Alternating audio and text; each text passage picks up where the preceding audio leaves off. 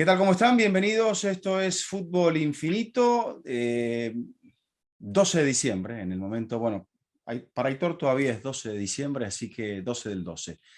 Le doy la Por cinco bienvenida minutos. desde Barcelona a Aitor Lagunas. Aitor, un placer tenerte con nosotros. ¿Cómo estás? Igualmente, Eduardo, encantado de estar contigo y con todos los amigos de Fútbol Infinito para charlar de cómo está acabando este año 2021 en el fútbol internacional y en concreto en España, sobre todo marcado, ahora lo hablaremos, por el muy buen momento del Real Madrid y por el pésimo momento en el que se encuentra el Fútbol Club Barcelona. Perfecto. Hoy Jaime Macías no está con nosotros porque anoche estuvo en la final de la MLS, donde el conjunto del New York City Football Club se impuso, consiguiendo el primer título de la MLS para la Gran Manzana, porque había llegado 3 veces a la final en los diversos nombres de la otra franquicia de la ciudad de Nueva York. La primera, que primero se llamó Metro Stars, después ahora tiene otro nombre, de Red Bull. Y bueno, el equipo filial del Manchester City es el que se ha quedado con el trofeo en la final disputada en Portland. Así que vamos a escuchar lo que nos dijo Jaime, o lo que nos dice Jaime, acerca de lo que fue esa definición. Acá estamos, Vizca, Providence Park. Se jugó la final de la MLS Cup 2021 y New York City Football Club, un equipo del City Football Club, se consagró campeón en un partido dramático. Que lo ganaba, se le empataron al 94, se fueron a la largue y en definición por penales Johnson, el arquero, termina siendo la gran figura. New York City, un equipo de esos que te gustan, Vizca. De pelota, dominio en campo rival, pero también que se adapta mucho a los contextos. Ganó en esta postemporada de pelota parada, del contraataque, dominando el mediocampo, y el día de hoy trabajando el partido por fuera con sus fortalezas por dentro, porque el equipo de Gio Savarese le puso una marca muy firme en mitad de campo. Lo esperó muy atrás y creo que ese fue el déficit del equipo de Savarese, porque quedaba muy lejos y en ese duelo por banda terminó contrarrestando el New York City, que debía haber superado o haberse consagrado campeón en los 90 minutos. Una liga que crece, una liga apasionante y una liga de la cual estoy agradecido por haberme permitido ser parte de sus diferentes análisis en esta definición del campeonato. Así que te dejo para que sigas con Fútbol Infinito. Tenemos un programa especial el día de hoy y ya nos sentaremos a hablar más de lo que ha sido esta final de la MLS. Bueno, perfecto, Jaime, muchas gracias. Y nos has dejado tus apuestas y hay que recordarle a la gente que este episodio, editor, llega a todos ustedes, llega a Fútbol Infinito gracias al auspicio de Betcris. Tuvimos combinada del fin de semana. A ver, el señor Macías, Atlético Mineiro, Atlético Paranaense, dijo que Atlético Paranaense ganaba, no se le dio. Hay que esperar todavía porque no se ha jugado el Emelec Independiente del Valle, hay que esperar por el Atlas León. Pero bueno, ya ha fallado, así que él se encargará de explicarlo. Yo, modestamente, no suelo ser de entrar en estos juegos, Aitor, pero he acertado los 5 que puse. Si hubiese puesto un dinerito, me hubiese ido relativamente bien, porque puse que ganaba la Fiorentina contra Salernitana, no era una cosa así Bueno, tampoco era espectacular. tan imposible. No, puse que el PSG le ganaba al Mónaco, que el Bayern le ganaba al Mainz, que el Real Madrid le ganaba al Atlético de Madrid, que el Leicester City, que ahí dije, por ahí arriesgué mucho porque tenía muchos casos de COVID, le ganaba a Newcastle. O sea que no confié en la recuperación de Newcastle y terminó siendo goleada. Pero bueno, pasó eso, gracias a Betcris entonces. Hay que apostar con responsabilidad siempre. Y bueno, vamos a hablar del fútbol. Bueno, en España se empieza a mencionar que la liga ya está sentenciada. Yo no sé si eso es tan así, pero me parece que hay 2 equipos que están demostrando que no pueden competir esta temporada contra el Real Madrid. Y son el Atlético, que cae derrotado en el derbi, Aitor, y el Barcelona, que vive una semana, me parece que si ya hasta ahora la temporada no lo había hecho aterrizar, creo que esta semana lo ha dejado definitivamente, no sé si aterrizado, pero probablemente quizá hasta más allá de eso, quizá lo ha puesto en un subsuelo. Sí, yo creo que estamos hablando de dos escenarios radicalmente opuestos, ¿no? Probablemente también producto de dos gestiones muy diferentes, la que ha hecho el Real Madrid en los últimos años y la que ha hecho el Fútbol Club Barcelona. Por ir por partes, el Real Madrid yo creo que está ahora mismo en un momento de confianza, en un momento bueno, pues de verse capaz, ¿no? de sacar adelante los partidos. De hecho, esta victoria contra el Atlético de Madrid es la 10ª seguida. Creo que es difícil, en este momento del fútbol en un fútbol tan competitivo, tanto a nivel de clubes como a nivel de selecciones, que haya un equipo que sea capaz de sacar 10 victorias de manera consecutiva. Y fíjate los rivales que ha sido capaz de superar en las últimas semanas el conjunto de Ancelotti. Se ha impuesto al Inter de Milán, se ha impuesto al Sevilla, se ha impuesto al Athletic Club, se ha impuesto a la Real Sociedad y se ha vuelto a imponer ahora a su rival ciudadano, al Atlético de Madrid, al que deja ahora mismo a 13 puntos de distancia. Es verdad que el Atlético de Madrid tiene un partido pendiente contra el Granada, de recuperarlo pues podría ponerse a 9. Pero las sensaciones es que son muy, muy diferentes. Para mí, Eduardo, sinceramente, veo a un Madrid que domina las dos áreas, porque en una tiene al mejor portero del mundo, o uno de los mejores, pero sería una lista muy, muy corta. Tiene una pareja de centrales que se ha compenetrado muy rápido y muy bien. Yo creo que Álava le ha venido bastante bien a Militao. Estamos viendo a un Militao rendir a un nivel que yo sinceramente no le recuerdo en el Real Madrid. Eso en el área propia, y en el área contraria pues tiene a un Vinicius que para mí es la otra gran sorpresa individual, para mí la gran sorpresa individual del fútbol, no ya español, sino del fútbol europeo, porque es un chico que ha evolucionado muchísimo en muy poco tiempo, después de haber evolucionado muy poco en un par de temporadas que llevaba en Europa, ¿no? Ha evolucionado sobre todo a la hora de tomar decisiones, de actuar con frialdad, de donde antes se ponía nervioso, ahora encuentra la luz rápido, incluso ya no solamente con el disparo, sino también con el pase y con el regate. Es un jugador mucho más completo y a su alrededor tiene a Benzema, que hoy no ha participado más que 45 minutos porque estaba lastrado, pero ha dejado ese golazo. Con lo cual, dominas muy bien las dos áreas y luego es que en el centro del campo ha sido capaz Carlo Ancelotti de recuperar las mejores versiones de Modric, que hoy se firmó un partidazo espectacular. De hecho, le preguntaron a Ancelotti después del partido que qué destacaba de la victoria. Ojo, una victoria que prácticamente le puede dar media liga, aunque todavía es pronto, pero le deja muy bien encarado. Y Ancelotti ha dicho que las tres cosas que destaca es Modric y haber ganado los 3 puntos, ¿vale? O sea, que ya te indica un poco cómo de importante ha sido la actuación hoy de un jugador que tiene 36 años, pero que nadie diría que tiene 36 años. Casemiro es verdad que ha empezado un poquito más diésel, como suele ser en el habitual, pero es que al otro lado está Kroos. Y Kroos, hay un factor que es muy importante y es que ya no va a las convocatorias de la selección alemana y eso le ha permitido recuperarse de la pubalgia y rendir a un muy buen nivel. Con lo cual, el Madrid, creo, todo noticias positivas para los aficionados blancos. Es verdad que Sevilla y en menor medida Betis están por encima del Atlético de Madrid, pero yo no sé si les va a dar como para mantener la regularidad de seguir la estela del Real Madrid. Para mí la única duda es hasta qué punto el Real Madrid va a ser capaz de exprimir esos 10, 11 jugadores que prácticamente lo están jugando todo cuando la temporada entre en febrero, pero es que quizá cuando la temporada entre en febrero o en marzo, la Liga ya prácticamente está sentenciado. Y con respecto al Barça, Eduardo, ¿quieres que te toque el tema Barça? ¿Quieres que abramos ese melón? Vamos por partes, vamos por partes. Venga. Así te dejo también tomar un poquito de aire. ¿Qué tanto, vale. yendo un poco más al partido, qué tanto te parece que el planteo del Atlético o los errores puntuales que el Atlético cometió le abrieron la puerta al Real Madrid para ganar de esta forma? Y te entiendo perfectamente lo de Vinicius. Antes Vinicius se le nublaba el arco y se le nublaba el pase, y ahora no se le nubla el arco, ni se le nubla, o sea, tiene todo claro ahora este muchacho. Y aparte tiene la velocidad y un 1 contra 1, que me parece que hoy por hoy hay muy pocos delanteros que lo tienen. Vinicius participa en los 2 goles, pero me parece que el Atlético colabora bastante con eso, y por eso ahí estaba la pregunta: ¿qué tanto hizo el Atlético como para facilitar un poco la tarea del Real Madrid? Yo creo que cualquier equipo que se enfrente con el Real Madrid, desde luego, se va a pegar un tiro en el pie si comete el más mínimo error en salida de balón o permite recuperaciones en el carril central. Y por lo tanto, a partir de ahí, ¿no?, puede crecer tanto por la izquierda, por la derecha, como por el mismo eje. Y es lo que ha sucedido con el Atlético de Madrid. Hay que decir que el Atleti ha salido valiente, ha salido atrevido, pero le ha durado 15 minutos. Ha salido valiente y atrevido, entre otras cosas, porque necesitaba serlo, porque llegaba por debajo en la tabla y porque le convenía recortar esa distancia.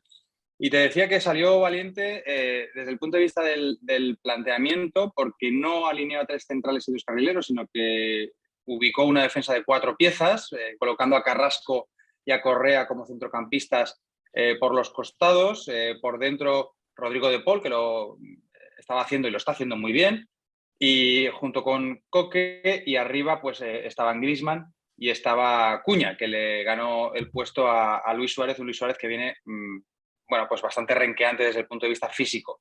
Y con ese planteamiento, Eduardo, hemos visto a un Atlético de Madrid presionando arriba, atrevido a la hora de tratar de morder y de molestar la salida de la pelota del Real Madrid, consiguiéndolo por momentos, por otros no, pero conforme iban avanzando los minutos, daba la sensación de que ese centro, ese tribote del Real Madrid, Casemiro, Modric, Kroos, empezaban a pesar más que el doble pivote del Atlético de Madrid. Y Griezmann no entendía que a veces, más que compañero de Cuña, tenía que ser compañero de Coque y del propio Rodrigo de Paul en la medular. En cualquier caso, cuando estábamos en esa disquisición táctica, pues ha aparecido un fallo en la salida de balón por parte de Coque, una recuperación del Real Madrid, un balón vertical de Militao y una jugada que acaba en la banda de Vinicius, que es capaz de poner un muy buen centro al corazón del área, y ahí, segundo fallo del Atlético de Madrid, ya no comete solamente uno, que es la pérdida, sino 2, el repliegue defensivo. Hay 5 jugadores del Atlético de Madrid en el área y los 5 están mirando al costado, al balón. El balón nunca va a entrar en la portería con un centro, jamás. Tiene que rematarlo alguien. Y quien lo remata lo hace solo. Y quien lo remata además es el máximo goleador de esta liga, que es Karim Benzema. Y quien lo remata a las mil maravillas. Creo que la jugada también simboliza un poco de... Porque Ancelotti también mencionó la seguridad que el equipo tiene y el funcionamiento, seguridad, serenidad.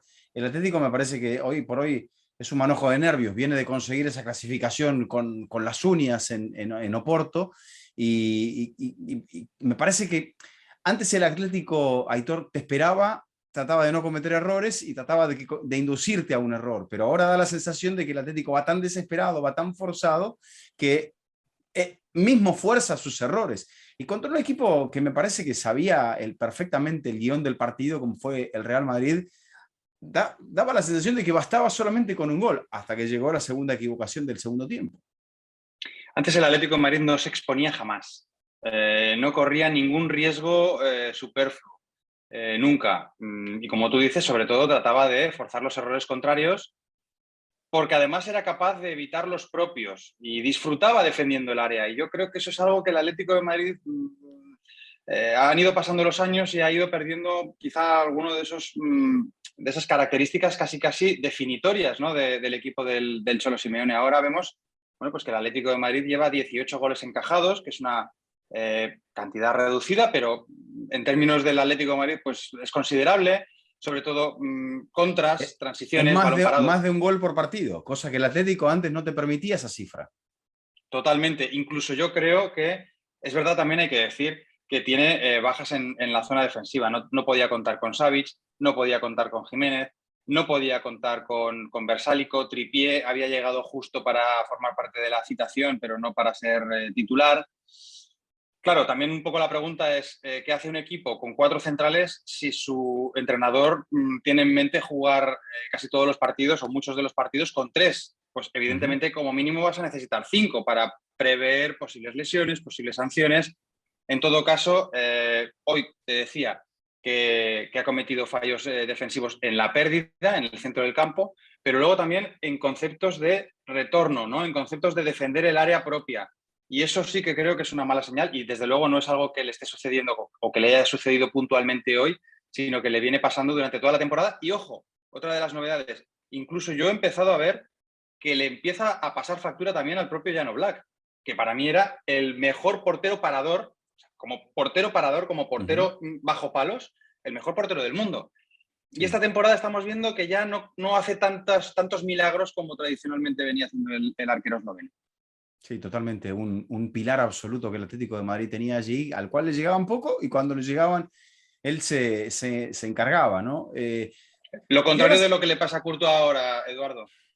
Exactamente, es totalmente la contracara, pero quizá pasa también por eso, ¿no? Como que un poco como que el Madrid, Aitor, adoptó no quiero decir una postura cholística, pero sí es como la de esperar el partido, la de esperar los errores, la de esperar las oportunidades de jugar muy prolijo, aparte tiene un centro del campo que te puede jugar súper prolijo, que te puede morder, que te puede achicar, o sea, es como que todo se ha volteado. Y el Atlético antes sabía muy bien cómo custodiar, incluso cuando se enfrentó a Cristiano Ronaldo, cómo hacer para que Cristiano Ronaldo no lo lastimase, para no dejarle espacio. Y hoy, no sé, es como que a la primera que lo dejó solo a Vinicius y Asensio, el equipo sufrió el revolcón del siglo porque, como decías, se quedan mirando la pelota, Felipe no es capaz de entender que, sí, que está muy en línea con Vinicius y que es el último, y que de última, si va a ir a cerrar sobre Vinicius y si va a dar el paso adelante, mejor darlo cerquita de Vinicius para poder estar más encima y que después el equipo replegase mejor, en fin.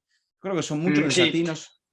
El segundo gol, Eduardo, es también una acción muy vertical por parte del Real Madrid, con una salida de Militao desde atrás, una peinada de Jovic y de nuevo Pero Vinicius otra vez, que vuelve apareciendo. Queda un espacio en el medio tremendo, como le pasó en el partido contra el Milan.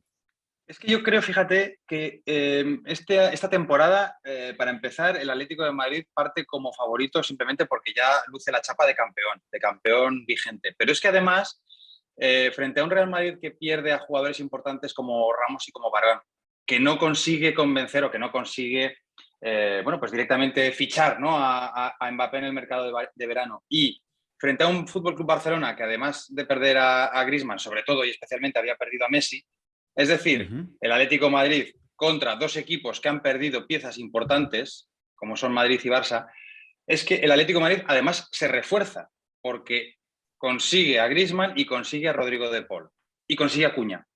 Son tres jugadores ofensivos, son tres jugadores de ataque, son tres jugadores para mirar a la portería contraria.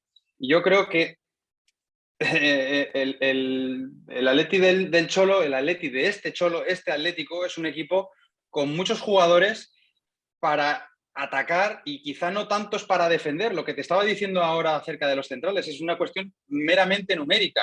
Si tú quieres alinear muchas veces a tres centrales y tienes a cuatro, pues hombre, probablemente en alguno vayas a tener problemas. Si la temporada viene mal, si coinciden las bajas, si Savic cae, si Jiménez, que sabes que además es un jugador proclive a lesionarse, pues también va cayendo, pues vas a tener que hacer inventos como lo de meter a Kondogbia de central. Entonces yo creo que por un lado estaban las expectativas del Atlético de Madrid, que se rumoreaba o debatíamos aquí en España de si podía tener la mejor plantilla de su historia en esta temporada. Y por otro lado, ese intento de virar el rumbo, que yo creo que el Cholo ya lo ha intentado varias veces, para tratar de ser un equipo menos reactivo, para tratar de ser capaz de abrir mucho más de manera holgada las latas que a veces le plantean, los candados que a veces le cierran los equipos cuando se miden contra el Atlético de Madrid. ¿Por qué? Porque el Atlético de Madrid ya es un equipo grande, ya no es el equipo al que llegó el Cholo hace 10 años, es un equipo muy grande. Entonces, no creo que le esté acabando de dar lo que quería crecer ofensivamente con lo que ha perdido defensivamente. Y en ese balance un poquito peor, pues se encuentra un Atleti que creo que tiene unos cuantos puntos menos de los que llevaba el año pasado a estas alturas. A ver, el Real Madrid, que ha perdido puntos en la derrota contra el Español y después ante Villarreal, Levante y Osasuna. O sea, le ha ganado a todos los posibles contendientes al título. Al Betis le ganó en la última jugada, a los demás creo que les ha ganado, bueno, al Sevilla también me parece que sufrió un poquito con el Sevilla, o sea, sufre con los dos equipos que me parece pintan como que más le pueden disputar el campeonato. Pero a lo que voy es, que me gustaría conocer tu opinión, ¿es muy bueno el Real Madrid o el nivel del resto ha caído mucho? Tú decías antes que el Madrid como que le había robado un poco el alma al Cholo o al Atleti del Cholo. Yo creo que el Real Madrid con Ancelotti es un equipo que no se hace muchas preguntas. En general, el Real Madrid no se hace muchas preguntas estilísticas. Nunca a lo largo de su historia. El estilo del Real Madrid es ganar, es meter metal en las vitrinas. Ese es el estilo, ese es el relato que tiene el Real Madrid, ¿no? Pero creo que este año con Ancelotti es un equipo eminentemente práctico. Y Ancelotti lo que ve es que tiene un portero que para y un delantero que marca.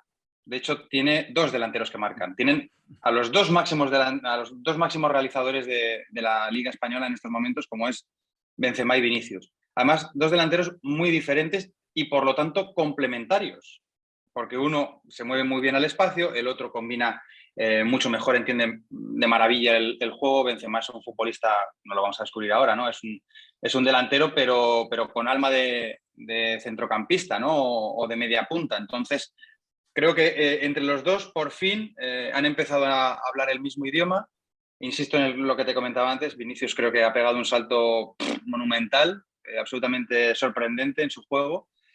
Pero volvemos a lo de antes, es decir, estamos en un fútbol de distancias muy cortas, de marcadores muy estrechitos. Tú lo estabas ahora repasando, ¿no? Incluso los partidos que ha sacado adelante, especialmente en casa el Real Madrid, han sido partidos, bueno, pues contra el Athletic Club apuradito, contra el Sevilla apurado, Villarreal y Osasuna le sacaron un empate, el Sheriff Tiraspol le venció en la Champions. Entonces, bueno, esos marcadores estrechos, si tú tienes a jugadores que en el área, bien sea en la propia o en la contraria, son capaces de imponerse, pues hombre, tienes bastante ventaja, ¿no? Yo creo que al final el hecho del tribote mágico este que tiene ahí con Casemiro y Modric y Kroos, que no los va a cambiar mientras se tengan en pie, casi te digo que es una solución especialmente rentable cuando el equipo va ganando.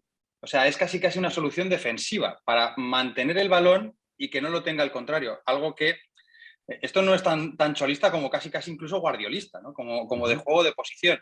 Y eso lo hace el Real Madrid a las mil maravillas porque tiene sobre todo a Modric y a Kroos que son capaces de mover al equipo a su ritmo. Mientras los partidos se manejen al ritmo de estos dos, de Kroos y de Modric, y siga activando con peligro a Vinicius y a Benzema, yo creo que el Madrid va a sacar adelante los partidos. Lo que pasa es que tengo una duda con respecto a no tanto la competición nacional, sino con la Champions. El ritmo va a ser el mismo. ¿Van a llegar todos los jugadores que ahora mismo son titulares indiscutibles perfectos al mes de marzo o abril? Pues estos son incógnitas que iremos resolviendo. Sí, quizá hay un poquito más de recambio pese a las bajas de Bale y de Hazard en el ataque, porque ha enchufado por momentos a Rodrigo y ha funcionado. Ha enchufado en estos últimos partidos a Asensio y ahí está, Asensio ha marcado este domingo.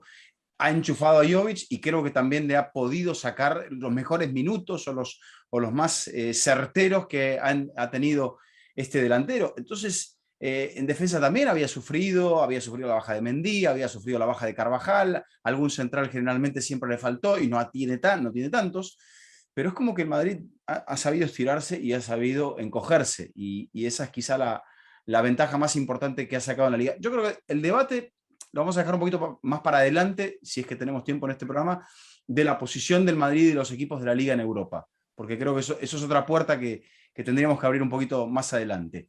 Creo que al Atlético me lo has descrito muy bien, o sea, el Atlético pasa y a la larga, Aitor, creo que cumple con el objetivo de la semana, porque como había empezado la semana, más allá de que sea una semana de 0 puntos en la liga, creo que la cosa pintaba para peor para el Cholo. Así que esté con vida en la Champions y que sepa que puede, que está un poco mejor que el Barça en la liga, no creo que, o sea, para el campeonato da la sensación de que no le va a dar, eso seguro. Sí, da esa sensación. De hecho, el Cholo ha dicho después del partido que el objetivo es mirar al equipo que tienen inmediatamente por encima, no pensar tanto en la liga, sino tratar de dar alcance al Betis y bueno, un poco pensar en tratar de ir cerrando o ir asegurando esa posición de Champions para el año que viene, que al final es de donde viene buena parte de los ingresos. Y sí, desde luego, ya no te digo tal y como comenzaba la semana. Si me preguntas en el minuto 60 del partido contra el Oporto, te digo, lo tiene peludo, lo tiene muy complicado el Atlético de Madrid, pero mira, supo aguantar y la verdad es que también Taremi pues no es Benzema, eso también hay que decirlo. El delantero del Oporto tuvo varias oportunidades y Benzema ha necesitado una para subir al marcador. Bueno, fíjate cómo el Atlético utilizó la fórmula Atlético, la fórmula del Cholo, encontró un error, lo aprovechó y trató de no cometer errores, pese a que algún revolcón siempre ha sufrido este equipo. Pero hay mucha gente, bueno, el cántico con sorna sarcástico del Bernabéu fue simbólico. Es evidente que ellos lo ven caído al Atlético, lo ven y ven la cara del Cholo y a lo que le apuntan es a la cara del Cholo, no al escudo, ni a Gilmarín, ni a Cerezo, ni a Coque, ni a nadie, ni a Suárez, sino que le apuntan a la cabeza del Cholo porque es enemigo más temido y ahora está caído el Cholo. ¿Por qué está caído el Cholo? ¿Porque elige mal los jugadores? ¿Porque los eligió mal? ¿O porque es incapaz de encontrarle una vuelta a ese estilo que tan bien le vino al Atlético de Madrid en esta ya casi década del Cholo Simeone? Sí, estamos a punto de cumplir 10 años de su llegada a un equipo que, recordemos, había caído cuando él aterrizó en el entonces Estadio Calderón. Había caído contra un Segunda B, que es tercera categoría en España, fuera ya del fútbol puramente profesional, había caído en Copa del Rey. Bueno, había una gran crisis, se dio salida al anterior técnico, que era Gregorio Manzano, y llegó el Cholo Simeone. Y tú decías que apuntan los aficionados del Real Madrid con sorna y con ganas un poco bueno, pues de hacer daño, pero que forma parte de la rivalidad. Yo creo que es una ironía de la rivalidad. Apuntan a la cabeza del Cholo, pero por la sencilla razón de que es que el escudo del Atlético de Madrid y quien manda en el Atlético de Madrid no es otro que el Cholo Simeone. Hay equipos en los que manda el presidente, y ahí, por ejemplo, podríamos mirar al Real Madrid. Hay equipos en los que manda el entrenador, y ahí podríamos mirar, pues no sé, al City de Guardiola o incluso al Liverpool de Klopp. Pero es que el caso del Cholo es clarísimo, que es quien decide, quien hace, quien deshace, quien decide qué jugadores no continúa, quien sugiere, oye, es que Luis Suárez me parece que va a salir, ¿por qué no vamos a por él? Quien apuesta por Griezmann. Entonces, está claro que los seguidores del Real Madrid pues, van a fijarse precisamente en quién es ese líder, ¿no? del Atleti. Y si está caído o no está caído, sí que es verdad que da la sensación de que la temporada no ha empezado bien, ¿no? Son 10 años, como estábamos diciendo antes, es mucho tiempo, las ideas a veces pues, se agotan, hay que renovarlas, los liderazgos no sé si también se resienten, pero claro, hace 4 meses o 5 meses el Atlético de Madrid se proclamó campeón de Liga. Y se proclamó, yo creo que muy justamente campeón de Liga. Es verdad que la segunda vuelta se hizo un pelín larga, pero yo creo que merecidamente se proclamó campeón de Liga. Entonces yo creo que hay que ser muy cauto antes de querer levantar, querer proclamar, ¿no? Así de manera como muy tajante, el ciclo del Cholo parece que se agota. Yo simplemente creo que lo que te comentaba antes, que hay un intento de evolucionar en su juego, de tratar de darle más matices a su juego, pero claro, a veces cuando la historia de la manta, ¿no? Te tapas un poco la cabeza, pues descubres los pies.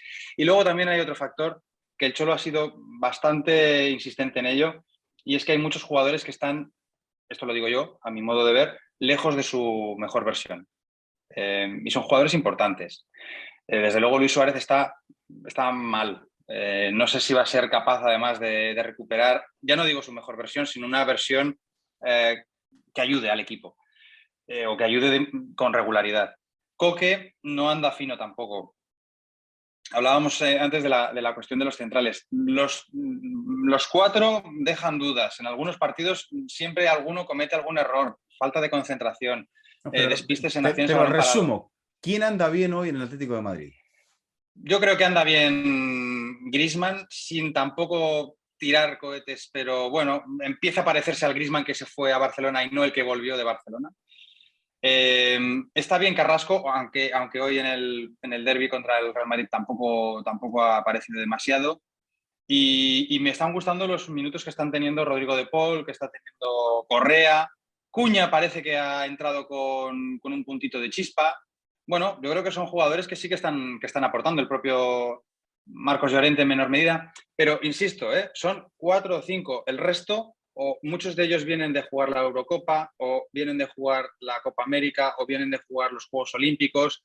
Es decir, que me da la sensación de que hay ahí una labor de recuperación que todavía no ha terminado el Atlético de Madrid de muchas de sus piezas importantes, lesiones, lo hemos dicho, fallos defensivos que suelen ser impropios en este Atlético de Madrid.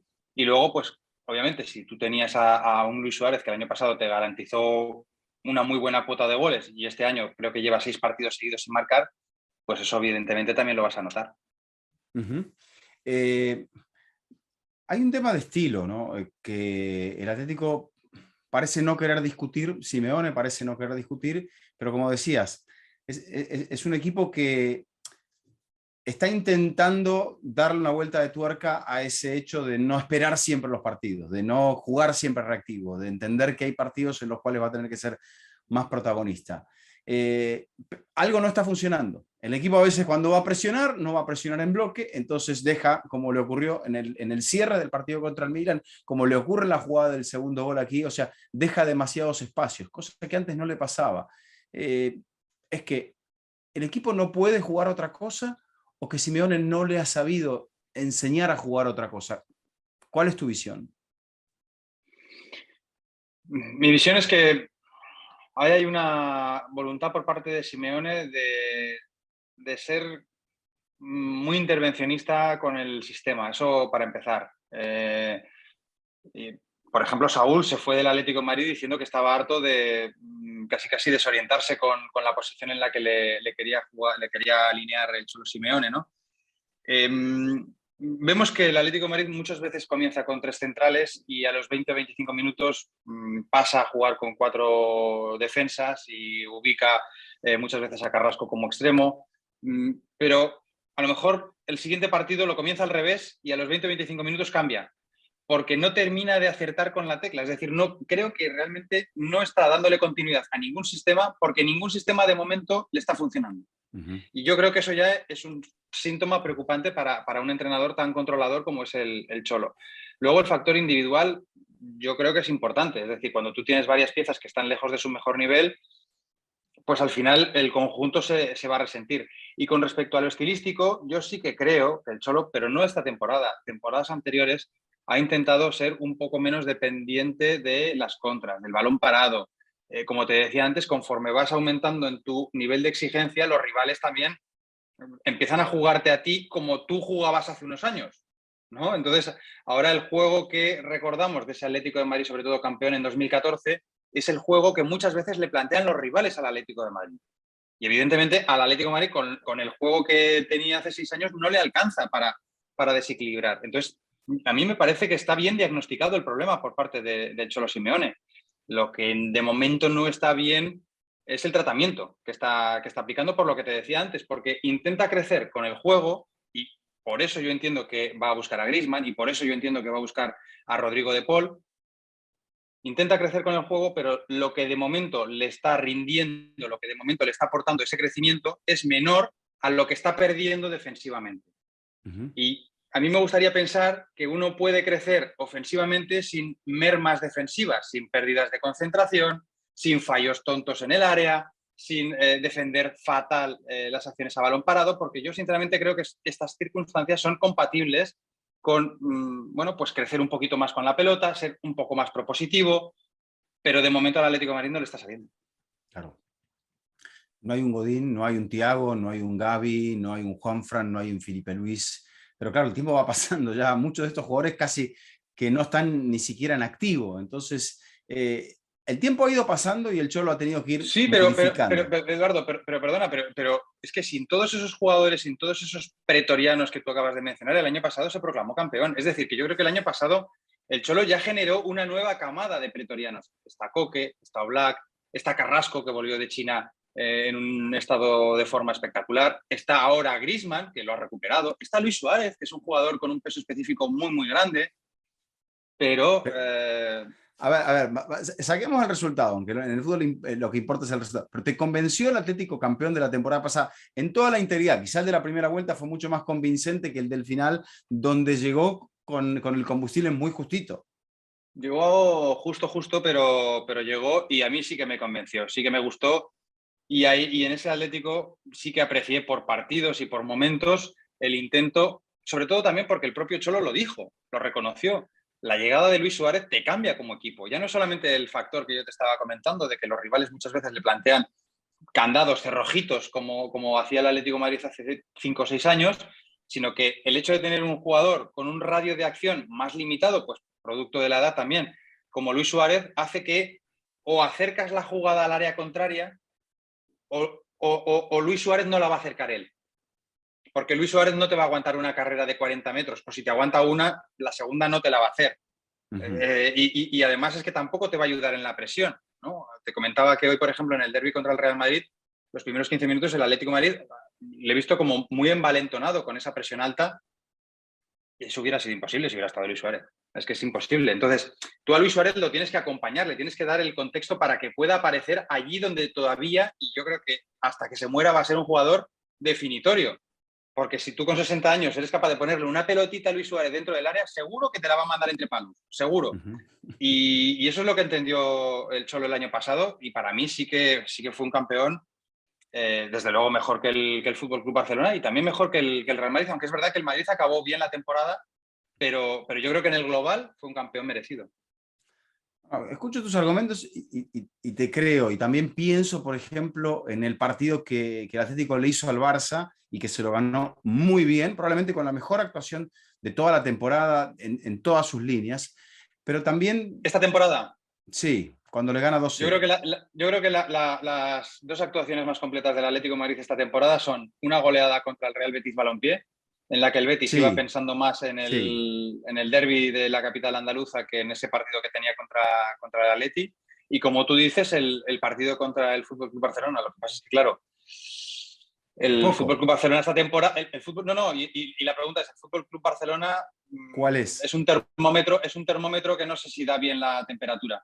No, y aparte, en esa semana, el Betis es apabullado por el Atlético de Madrid, es apabullado por el Bayer Leverkusen y después pierde malamente el derbi frente al Sevilla.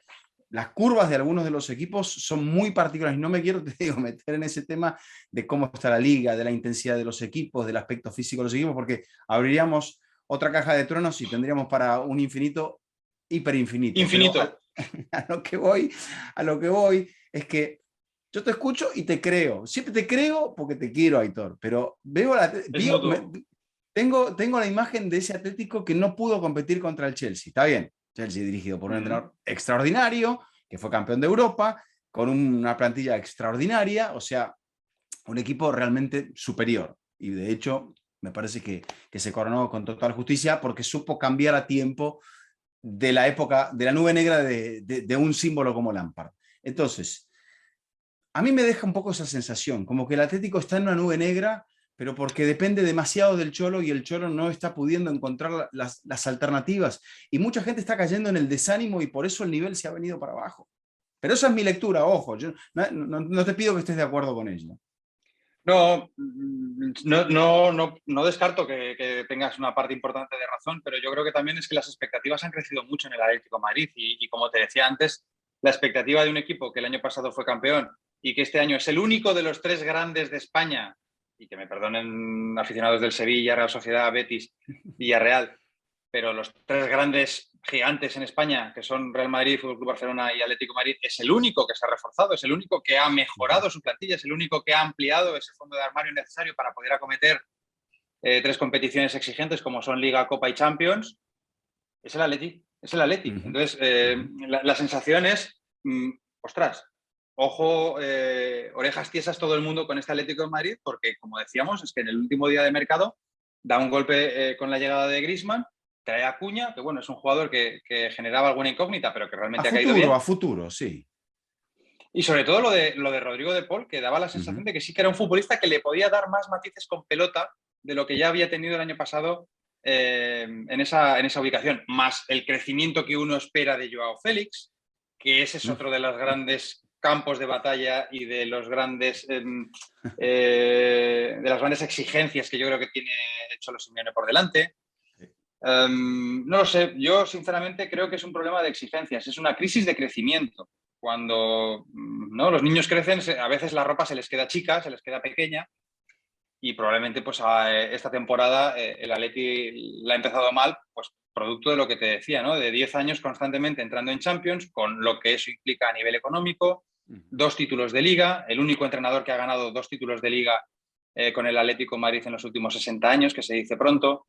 No lo sé, a mí el estilo que ha propuesto muchas veces el Cholo no es el que como aficionado, dijéramos, de la calle, pues más me gusta, pero entiendo que le ha dado unos resultados que al Atlético de Madrid ningún otro entrenador creo que le podría haber dado. Ahora, si la pregunta es, ¿qué margen tiene o qué futuro le ves, qué fecha de caducidad le intuyes al Cholo como entrenador del Atlético de Madrid? Yo creo que el Cholo solamente se va a ir del Atlético de Madrid cuando él quiera. Y es verdad que ha habido momentos en esta temporada, como por ejemplo la victoria contra el Cádiz, en el que se le ven gestos de Agotamiento. no, sí, de que realmente ya se le están empezando a acabar las ideas. Pero bueno, es una sensación mía. Sí. Yo en lo personal, y se lo he dicho a Jaime, aunque hay gente que, incluso hasta el propio biógrafo del personaje piensa que no es un estilo compatible, a mí me encantaría ver a un entrenador un poquito más audaz como el muñeco Gallardo, que necesitará adaptarse al fútbol europeo, porque creo que esta plantilla se le puede sacar mucho más, obviamente, dándole confianza, ¿no? Sí, sí, lo que pasa es que es lo que te decía antes, que es que el Cholo se ha hecho con una posición de fuerza tan grande dentro del club, que muchas veces incluso cuando quieres no criticar, pero sí deslizar algún comentario que quizá no es tan positivo, los aficionados del Atlético de Madrid como que directamente atacan, ¿no? al periodista porque consideran que están faltando a esa figura sacra, ¿no? Algunos, porque ha habido algunos silbidos en el propio Metropolitano. Sí, pero yo te digo que si haces un referéndum, ganas el referéndum como se ganaban los referéndums en la Unión Soviética. A mano alzada, sí, sí. Totalmente. Bueno, a ver, el Barça. ¿Puede rescatar algo en esta temporada? El Barça viene de un proceso de autodestrucción muy, muy profundo. Yo creo que el Barça lo que tiene que hacer es precisamente parar el proceso de autodestrucción y empezar a levantarse, empezar a construir. No sé si está todavía en el fondo del fondo. El otro día, después de caer contra el Bayern de Múnich, y además caer de una manera que dejó muy malas sensaciones, y de salir de la fase de grupos, de salir de la Champions en fase de grupos por primera vez en 20 años, Xavi dijo algo así como, hasta aquí, ahora comienza una nueva era. Y yo pensé, esta carta creo que te la podrías haber guardado para un poquito más adelante. Porque sinceramente no estoy seguro de que el Barça todavía no tenga un poco más de margen para caer. Y, por ejemplo, no estoy seguro de que el Barça se meta entre los 4 primeros como futuro participante de la Champions el año que viene. Y para mí, por ejemplo, que no se metiera en la Champions el año que viene implicaría, como te decía antes, que todavía hay más margen para caer, porque además es que le condena a una especie de espiral en la que al no clasificarte para la Champions dejas de ingresar el dinero que es fundamental para poder restañar tus cuentas. Pierdes también, yo creo que un punto de convencimiento para ser capaz de atraer talento que ahora mismo necesita el Fútbol Club Barcelona, más allá de esos problemas económicos. ¿Cómo vas a ir a buscar a según qué perfiles de jugadores si estás jugando en la Europa League? Pues es muy complicado, ¿no? Entonces, yo creo que la llegada de Xavi pensaba que no iba a operar grandísimos milagros y efectivamente no está operando grandísimos milagros, no está consiguiendo, no está siendo o no está haciendo lo que, por ejemplo, hizo el propio Cholo cuando llegó o lo que hizo Tuchel cuando llegó al Chelsea, que creo que son casos como muy paradigmáticos y bastante poco usuales de cómo un entrenador es capaz de directamente no captar cuál es el problema del equipo o los problemas del equipo, intervenir y solucionarlos.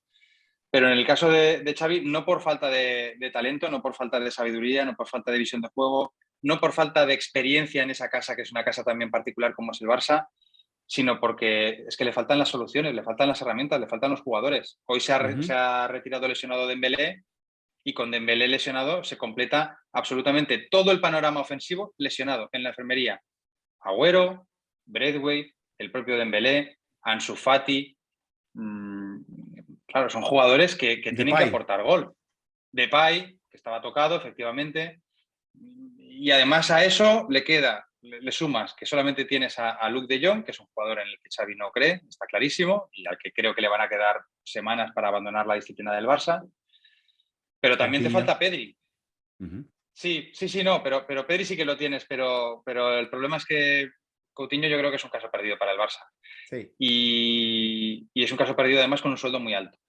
Entonces, insisto, no tiene las herramientas, no tiene las soluciones, no tiene los jugadores. Creo que Xavi es un técnico que le gustaría jugar con extremos, no tiene extremos.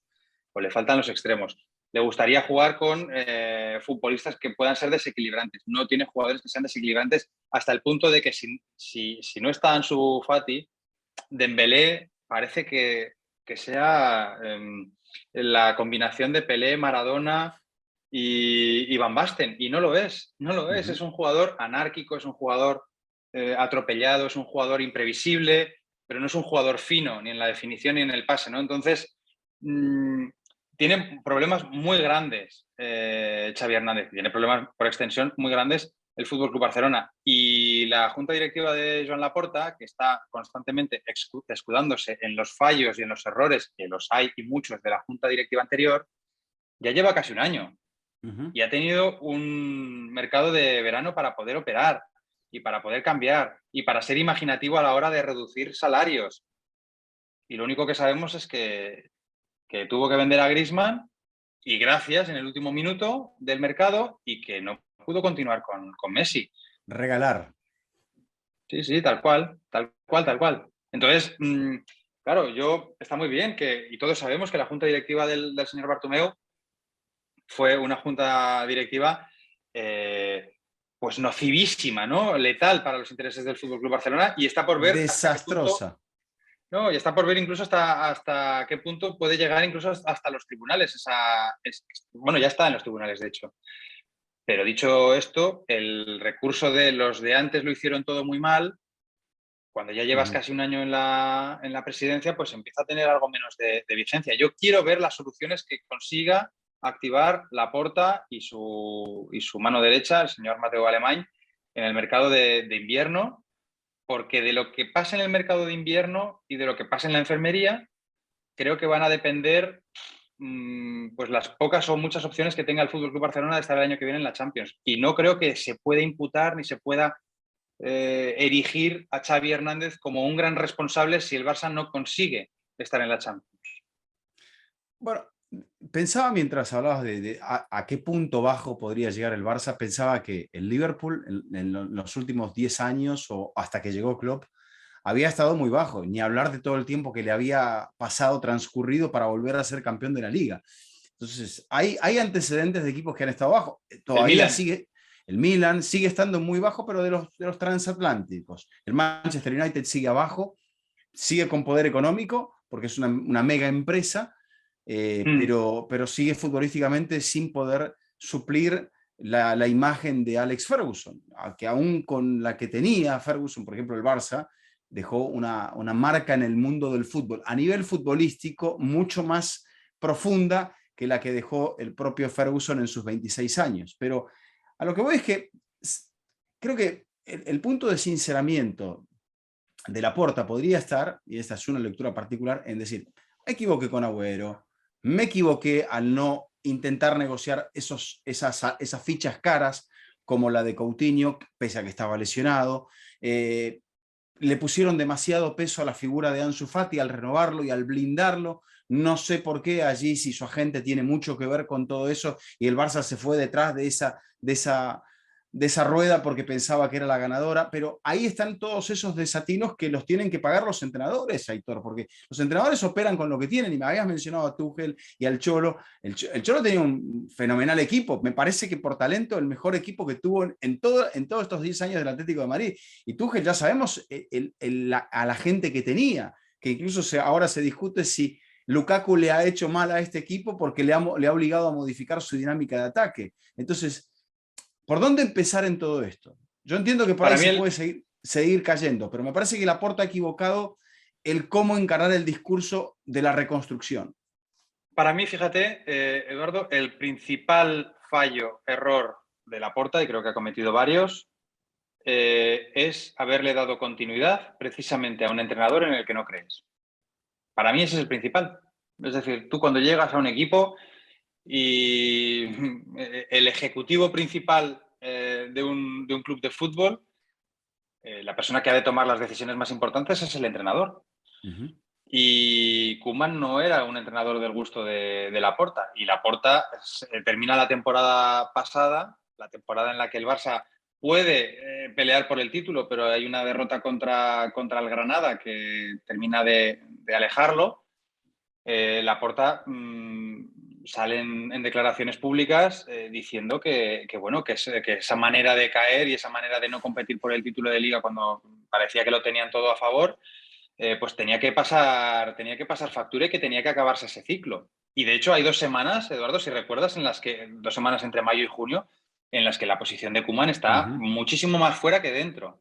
Y finalmente, como no termina de convencerle nadie de los que están disponibles, y en ese momento concreto parece que la relación entre Laporta y Xavi no es muy fluida porque Xavi había apoyado a otro candidato en las elecciones a la presidencia, pues en ese momento Laporta se da cuenta de que tiene que continuar con Koeman.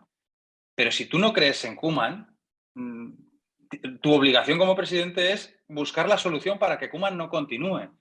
Y lo que ha sucedido es que ya el Barça ha empezado mal la temporada porque ha empezado con dudas del presidente con el entrenador, del entrenador con el presidente, del entrenador, que era Koeman, con la plantilla. Porque no sé si nos va a dar, porque esto es lo que hay, porque la liga es imposible, que quizá a lo mejor pudiese tener, y estamos viendo que podía tener bastante razón, pero el único ser humano que no podía decirlo es precisamente el entrenador del Fútbol Club Barcelona. Porque estás desacreditando a tus jugadores y porque además de rebote, además de que tú pierdes la confianza en tus jugadores la pierden en ti. Con lo cual se genera una nube de falta de confianza en ese club, en todos los estamentos, ¿no? Que evidentemente merma mucho desde el punto de vista anímico el rendimiento de un equipo que ahora mismo es un equipo débil. Eduardo, es un equipo que cuando encaja gol ya no se levanta.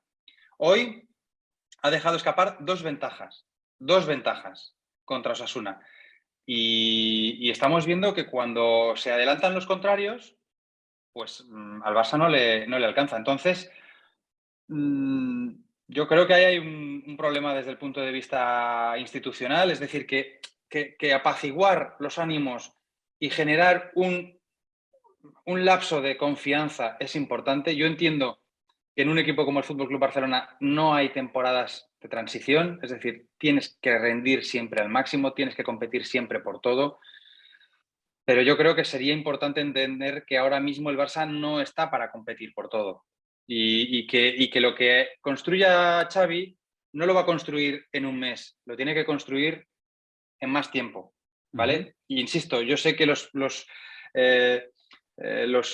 exigencias de un club como el Barça son otras, son exigencias siempre urgentes, pero Xavi necesita tiempo, no porque lo necesite Xavi, es que lo necesita el Barça para restañar todo el proceso de degeneración que lleva, que es un proceso de degeneración institucional, económico, táctico, porque yo creo que Xavi, por mucho que llegue al Fútbol Club Barcelona y por mucho que nos pensemos que los jóvenes en la Masía, los chicos y las chicas, salen con el juego de posición aprendido, el primer equipo del Fútbol Club Barcelona en los últimos años ha ido dando pasos en otro sentido totalmente diferente y además el juego de posición necesita tiempo. No es como el 4-4-2 plano que llegas y rápidamente genera frutos. No. Es algo que necesita tiempo, que necesita entender los movimientos, que necesita entender dónde está el espacio, dónde están las superioridades.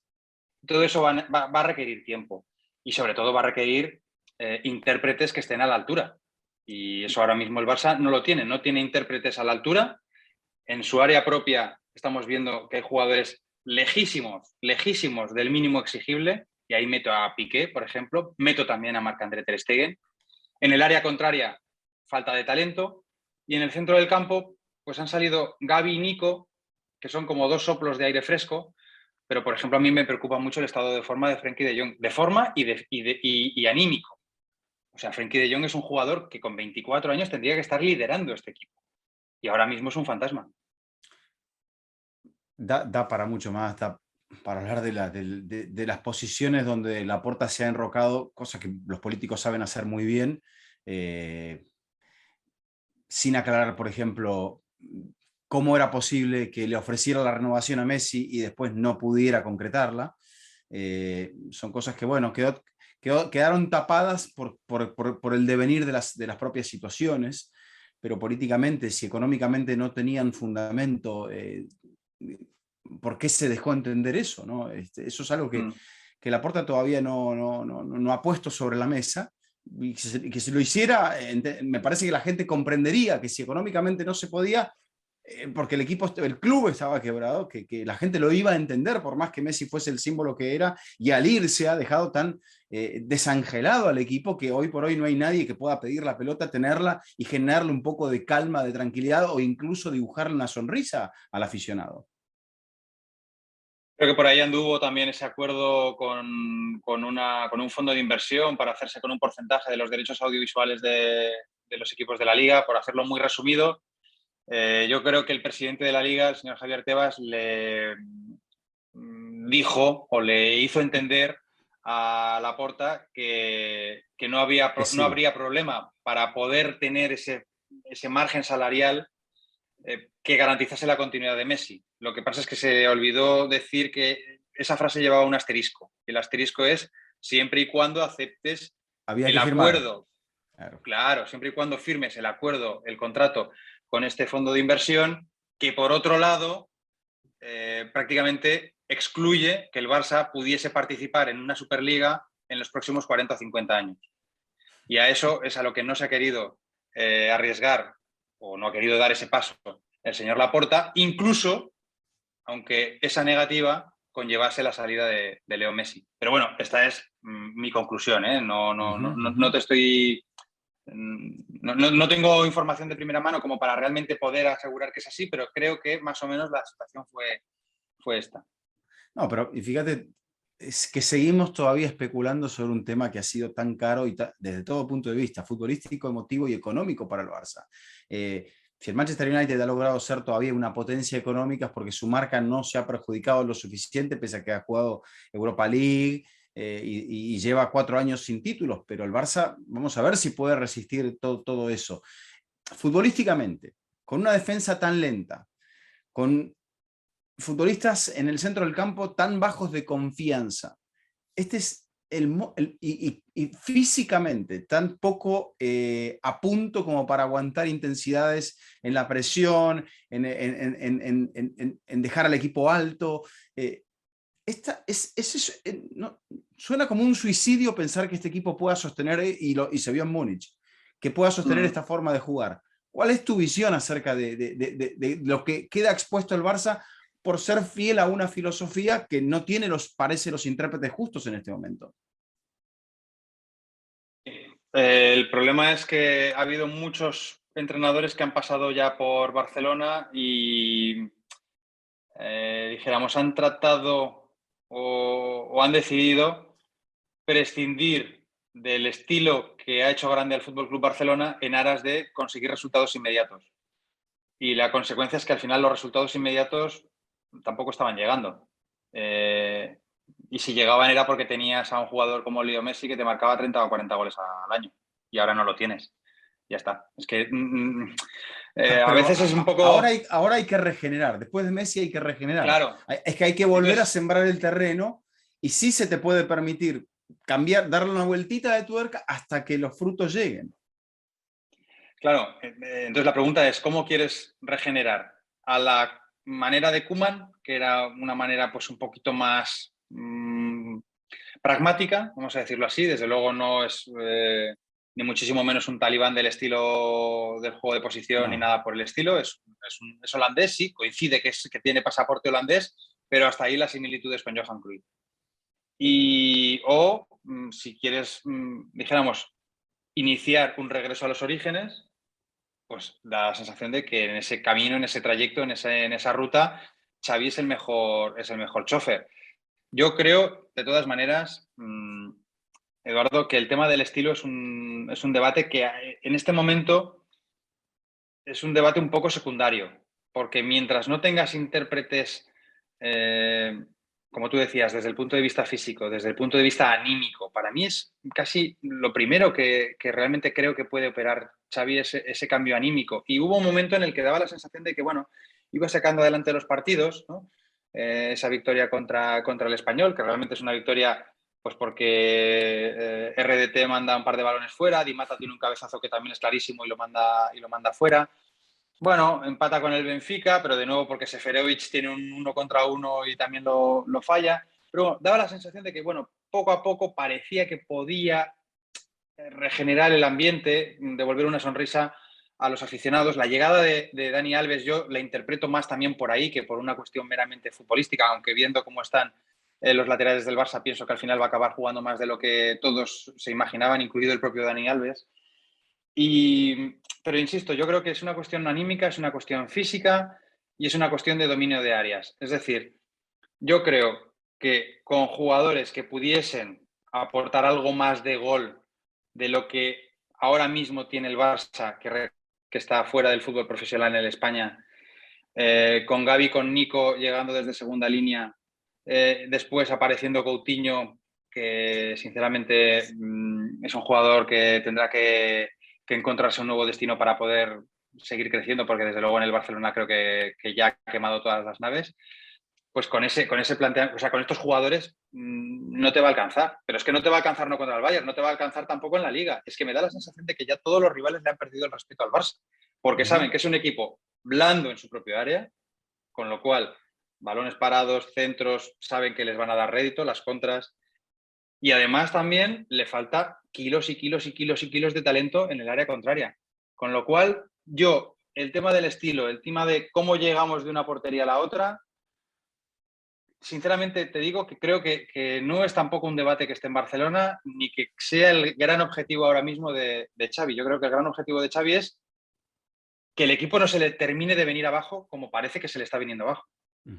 Sí, sí, no, lo entiendo. O sea, a lo Koeman no se podía ir, quizá hay que intentarlo por esta vía porque sea un poco la que más pueda llegar a ilusionar o hacer que al ganar el tiempo se mejoren los registros físicos, alguien gane confianza, alguien vuelva, que pida la pelota, que le diga, denmela por favor a mí, que yo lo voy a llevar, y que alguien aporte gol, porque de eso un poco se trata también, de acertar para que la gente dibuje una sonrisa cuando está con la camiseta del Barcelona, porque todo el mundo va extrañamente circunspecto, Héctor. Parece que a todo el mundo le pesa una tonelada la camiseta. Y en ese sentido, de verdad creo que el caso de Frenkie de Jong es paradigmático, porque es un jugador que ha perdido yo creo que ha perdido la ilusión, ha perdido y te diría, y Marc-André ter Stegen no anda muy lejos, ¿eh? Pero es que el propio Piqué, incluso Memphis Depay. Pero todos antes, Ter Stegen tenía un montón de discusiones con Messi porque Messi no hacía la presión o por lo que fue.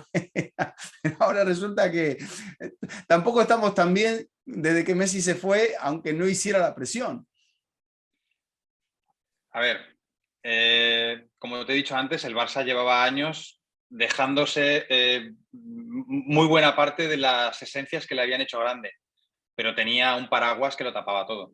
Y en el momento en el que ese paraguas se vuela y se va a París, pues las carencias han quedado absolutamente al descubierto. Ya está, es que no hay más. Pero claro, esas carencias, como ahora son mucho más evidentes, como ahora los resultados no llegan, como ahora ya no hay nadie que sea capaz de desequilibrar partidos que no merecías ganar, pero que al final acababas ganando. Claro, ahora yo creo que el rendimiento de todos también ha bajado. Empezamos la temporada, fíjate, Eduardo, cómo es la cosa, que empezamos la temporada hablando en Barcelona de que, bueno, quizá ahora sin Messi, como la presión va a ser más completa, va a ser más coral, como no va a haber dos piernas que se ahorren las carreras, sino que vayan a participar todos de la presión, vamos a ver a un Barça mucho más colectivo, que va a poder crecer desde la coralidad. Intenso. Nada. No lo estamos viendo. Estamos viendo que la intensidad le está durando 15 minutos, 20 minutos. Lo que le duró, por ejemplo, en el partido contra el Bayern, y cuando la defensa tenía que aguantar al equipo en el 1 contra 1, los medios empezaron a perderse, por lo que decías, la difícil explicación del juego posicional en un 4-3-3 para que el equipo tome referencias, se mueva, cubra, cuando va a hacer presión lo haga efectivamente y no que el rival esté jugando 2 marchas más abajo, esté 3 marchas más arriba de tu nivel. Es que hay una cuestión, muchas veces reducimos la presión, el pressing, lo reducimos a una cuestión física y evidentemente tienes que tener piernas para correr. Si a mí me pones a presionar, si te ponen a ti, igual tú sí que aguantas un poco más que yo, pero si me ponen a mí ya te digo yo que a la segunda carrera estoy fundido. Eso sin ningún tipo de duda, pero casi tan importante como las piernas es la cabeza. Si tú vas a la presión y te superan y vuelves a ir a la presión y te vuelven a superar. La tercera vez que vayas a la presión, ya te digo yo que no vas a ir con el mismo convencimiento. Y la quinta a lo mejor es que ni vas. O vas tú, pero el de detrás ya no va. Y entonces ya no sirve. Y entonces ya no sirve. Entonces ya la presión ya no sirve. Porque ya te bailan, salen rápido y te montan una contra. Porque el equipo se alarga y evidentemente cuando aparecen los espacios, pues te toca correr para atrás. Entonces, por eso te digo que lo físico y lo anímico están tan interrelacionados para mal, en el caso ahora del FC Barcelona, que no sé exactamente cuál de los dos campos es primero. Yo creo que Xavi ahora mismo está atacando todo. O sea, está tratando de tapar todos los agujeros que tiene en el barco y a ver si así pues, el naufragio no continúa. Pero de verdad, el problema no es que nosotros tuviéramos la sensación de que Xavi podía operar milagros. Mi sensación es que eso es secundario porque al final la prensa podemos opinar lo que queramos, los aficionados pueden opinar lo que quieran. Pero lo que yo sí que creo es que esta semana le ha hecho mucho daño al propio Xavi. Perder contra el Betis, caer goleado contra el Bayern y el partido de hoy, en el que además de las sensaciones que son bastante duras, no eres capaz de cerrar un partido que tenías ganado cuando quedaban 5 minutos para el final contra Osasuna. Yo creo que a Xavi sí que le veo que empieza, no voy a decir superado, pero creo que sí que está impresionado por la profundidad de la crisis, por la enormidad del reto que tiene por delante y por la sensación de que quizá va a necesitar más tiempo de lo que él pensaba. Yo creo que él llegó muy ilusionado, le hacía muchísima ilusión, evidentemente, estaba entusiasmado con ser el primer entrenador del FC Barcelona, pero llegó también muy convencido de las soluciones que aportaba. Y no sé si ahora, bueno, pues está un poco recalculando, ¿no? lo que va a necesitar para poder llevar a buen puerto este proyecto en el FC Barcelona. Mañana vamos a analizar el sorteo junto con Jaime y ahí se define la primera parte de la suerte que las bolillas suelen entregar en el camino hacia San Petersburgo, hacia la gloria. Probablemente a lo que marca en una temporada con Mundial a uno de los puntos más altos que habrá en el 2022 a nivel futbolístico. Los equipos españoles tenían 5 integrantes, los clubes españoles, la Liga Española tenía 5 integrantes en la Champions, Héctor. Creo que este fin de semana no hemos visto grandes novedades ni en Inglaterra, donde los 3 de arriba ganaron, ganó el United, el West Ham empató, todos se beneficiaron, los que sacaron ventaja con las victorias por penaltis que les dieron y penaltis. Que significaron victorias, tanto el City como el United, pequeños penaltis, modernos diríamos, pero penaltis al penaltitos, decimos en España. Sí, pero bueno, o sea, pero siguen siendo los equipos que lideran junto con el Bayern y veremos ese signo de interrogación sobre un segundo incómodo que será el Paris Saint-Germain. Pero, ¿qué significan estos 3 equipos españoles que avanzan en el contexto de cómo está la liga a nivel futbolístico, a nivel físico, a nivel táctico en Europa? Aquí en España creo que estamos en un momento un poco de confusión y me voy a tratar de explicar. Creo que nos dejamos llevar primero por la comparación con un momento que es muy inhabitual en la historia del fútbol, que es que los equipos españoles, y cuando hablo de equipos españoles hablo sobre todo del equipo que tenía Cristiano Ronaldo y del equipo que tenía Leo Messi,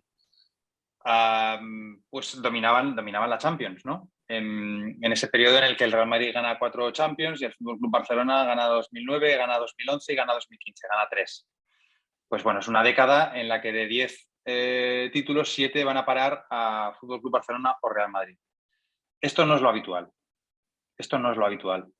Entonces, si volvemos a un escenario en el que Real Madrid y FC Barcelona no ganan 7 de 10 ligas de campeones, no quiere decir que el fútbol español esté en crisis. Quiere decir que el fútbol español está en un momento pues más habitual o más acorde a lo que es su historia, que es una historia, por otro lado, sobrada de éxito, sobre todo en el fútbol de equipos, ¿no? En el fútbol de clubes. Dicho esto, creo que también hay una sensación de que el fútbol español está en crisis global, justo en una temporada en la que su selección se queda a penaltis de meterse en la final del europeo. Se queda a un gol, que además llegó con cierta polémica en la final de la Liga de las Naciones contra Francia, de levantar ese título, la Liga de las Naciones, que tiene al Villarreal como campeón de la Europa League y que tiene al Real Madrid como semifinalista de la Liga de Campeones. Hombre, una crisis global del fútbol español, pues sinceramente yo creo que el año 2021 muchos argumentos tampoco te da para pensar que pueda ser un año de crisis global del fútbol español.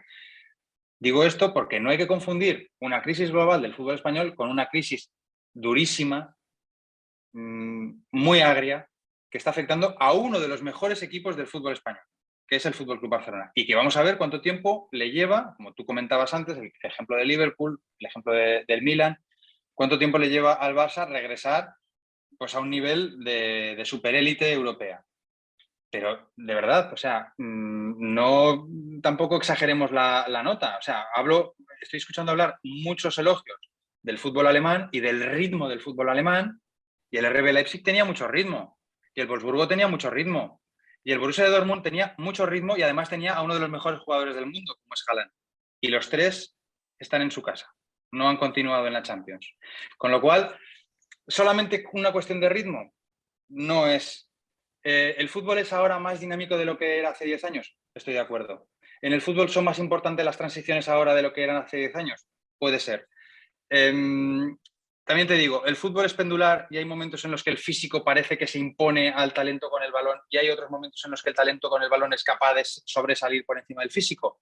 Pues también es cierto, ¿no? Es un poco una cuestión de estilos, es una cuestión de, como te digo, pendular. Pero vamos, o sea, si el juego de posición está en crisis, yo no sé qué está haciendo el City de Guardiola. Que alguien me explique. O sea, el City de Guardiola, que es ahora un equipo de la factoría RB, que solamente juega transiciones, o es un equipo que parte desde los principios del juego de posición. Lo que pasa es que evolucionados por el efecto de estos 10 años que han pasado. Evidentemente, el fútbol no es el mismo ahora que hace 10 años cuando Guardiola llegó al Barça. Guardiola no es el mismo como entrenador, pero yo me niego a pensar que el fútbol español sea incapaz de evolucionar. De hecho, yo creo que el Sevilla, por ejemplo, es un equipo que trata de adaptarse también a los nuevos tiempos del fútbol europeo. Lo que pasa es que ha fallado pues porque tenía muchas bajas.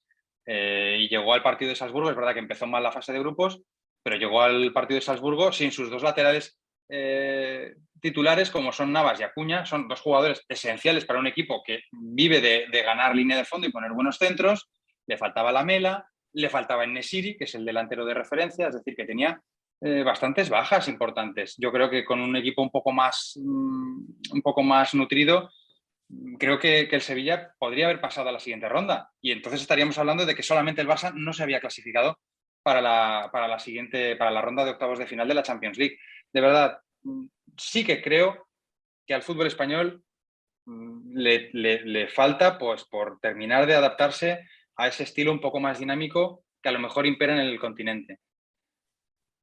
Pero sobre todo al fútbol español le falta un ritmo, que es el ritmo de gasto de la Premier. Ese es el ritmo que le falta. Y si no, veamos los millones que se han gastado los equipos españoles en el último mercado de verano y cuántas veces más ha gastado la Premier. Y ahí tendremos una parte de la respuesta de por qué la Premier ha clasificado a 4 equipos y, ojo, España ha clasificado a 3, que es que tampoco estamos hablando de una debacle. Es decir, sí que entiendo algunas razones tácticas que creo que nos obligan a pensar en que el fútbol español tiene que ir adaptándose, pero el fútbol español también es Luis Enrique. Y Luis Enrique es un seleccionador que promueve ese estilo de juego de posición. Lo que pasa es que es verdad, con dinamismo, tratando de ser dañino, no tener el balón por tenerlo. Bueno, pues son cosas que probablemente vamos a ir viendo progresivamente, pero de verdad, hablar de la crisis global del fútbol español, justamente en este año 2021, a mí me cuesta hacerlo. Aparte, si hubiese estado están en crisis, lo que dijiste, Guardiola no estaría vigente todavía en este momento, pese a que hay mucha gente, muchos detractores que lo quieren ver por el suelo, porque todavía no ha vuelto a ganar la Champions desde 2011, pero bueno, tanto Luis Enrique como Guardiola siguen peleando. O sea que eso me parece que es un punto importante. No están los Xavi, no están los Iniesta, no está Leo Messi en el fútbol español, no está Cristiano Ronaldo, pero a la larga la Juve tampoco se ha recuperado de las 2 finales perdidas. El Atlético perdió 2 finales y sigue compitiendo. O sea que es muy difícil. Si fuera matemática, lo que mencionabas también del Dortmund, ¿no? O sea, las grandes figuras del fútbol alemán, como Jadon Sancho, hubiesen dado un paso perfecto y estarían siendo figuras en el Manchester United. Hoy, Sancho quizás sea uno de los grandes fiascos en cuanto a fichajes, ¿no? O Grealish, que era muy buena figura en el Aston Villa y todavía no puede levantar su nivel de juego en el Manchester City. Por eso te digo, yo creo que la década esta de ensueño en términos de club, en términos de selecciones, va por otro camino, ¿no? Va por los Xavi, Iniesta, Busquets, Xavi Alonso, David Villa, Ramos, Piqué, Iker Casillas y compañía. Pero en términos de clubes, la década de ensueño del fútbol español se resume bastante con 2 nombres, Messi y Cristiano Ronaldo. Bueno, pero yo insisto... Fíjate que aquel Sevilla también le gana un título a Klopp, o sea, estaba todo mucho más poblado de una forma. Pero este año el Villarreal también ganó un título al Manchester United. Sí.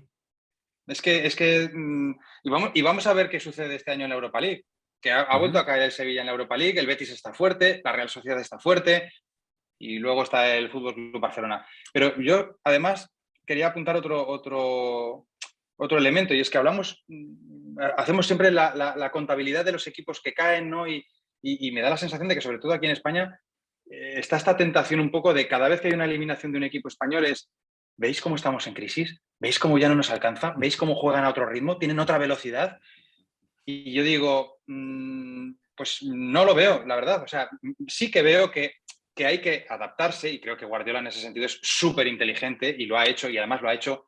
No en vano ha pasado por Alemania. Pero con mucho dinero también para poder fichar defensores que puedan llegar a estar atléticamente al nivel de la presión que necesita, con laterales extraordinarios.